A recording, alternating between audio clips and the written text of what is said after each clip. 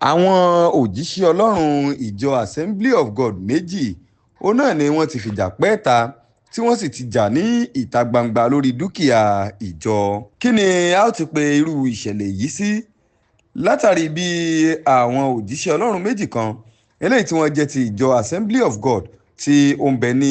ìlú enugu tí wọ́n sì fìjà pẹ́ẹ́ta níta gbangba tí wọ́n wọ́ra wọn lẹ̀ tuurutu. àwọn òjíṣẹ́ ọlọ́run méjèèjì ọ̀hún òun náà ni reverend okechukwu obioha àti reverend isaac naji. wọ́n pe òjíṣẹ́ ọlọ́run eléyìí tí ó jẹ́ reverend naji òun náà ni wọ́n ṣẹ̀ṣẹ̀ gbé lọ sí agbègbè ibi tí dúkìá yìí wà, tó sì jẹ́ pé dúkìá ọ̀hún òun náà ni ó jẹ́ mílíọ̀nù owó náírà lẹ́wà pọ̀n. wọ́n pe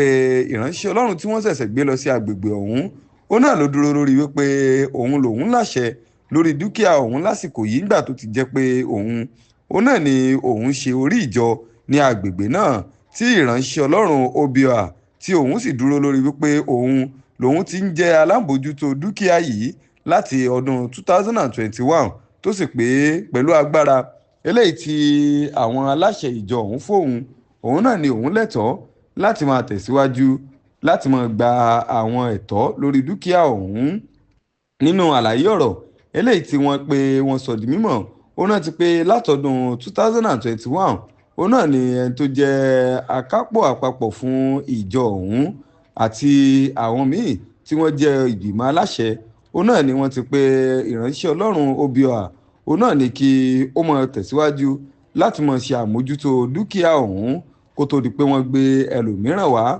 ìṣẹ̀lẹ̀ eléyìí tó wá ṣẹlẹ̀ tó sì fa ìjà ìdàpọ̀ àkátá láàrin àwọn ìránṣẹ́ ọlọ́run méjèèjì òun náà ló wáyé ní 30 ọjọ́ oṣù kẹwàá ọdún eléyìí tí a wà nínú rẹ̀ yìí, nígbà tí ìránṣẹ́ ọlọ́run obioha tí ọlọ́rẹ̀ ṣe àbẹ̀wò síbi tí dúkìá ọ̀hún wà, tí ó sì ń sọ fún àwọn èèyàn eléyìí tí wọ́n ń lò síbi dúkìá ọ̀hún pé àsìkò ti tó láti san owó ìyágbé eléyìí tí wọ́n ya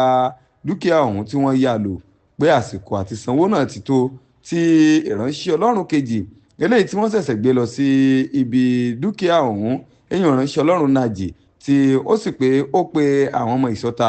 láti wáá ṣe ìkọlù sí òun, kí wọ́n sì tún ṣe bẹ́ẹ̀ dúnkòokò mọ́ òun pé òun ò gbọ́dọ̀ padà síbi tí dúkìá yìí wà mọ́ bí òun ò bá fẹ́ kí nǹkan ṣe òun. eléyìí ló sì bí ìjà ìdàpọ̀ àkátá eléyìí tó bẹ́ sílẹ̀ láàrin àwọn méjèèjì tí wọ́n sì wọ́ra wọn nílẹ̀ tuurutu ní ìta gbangba. wọ́n ti wá sọ di mímọ̀ láti iléeṣẹ́ ọlọ́pàá ní ìpínlẹ̀ enugu wípé àwọn ti bẹ̀rẹ̀ sí ní tojúbọ ọ̀rọ̀ eléyìí tí ń bẹ ńlẹ̀ lásìkò tá a wà yìí látàrí ẹ̀sùn ìdúkòokò mọ́ni láti gbẹ̀mí ẹni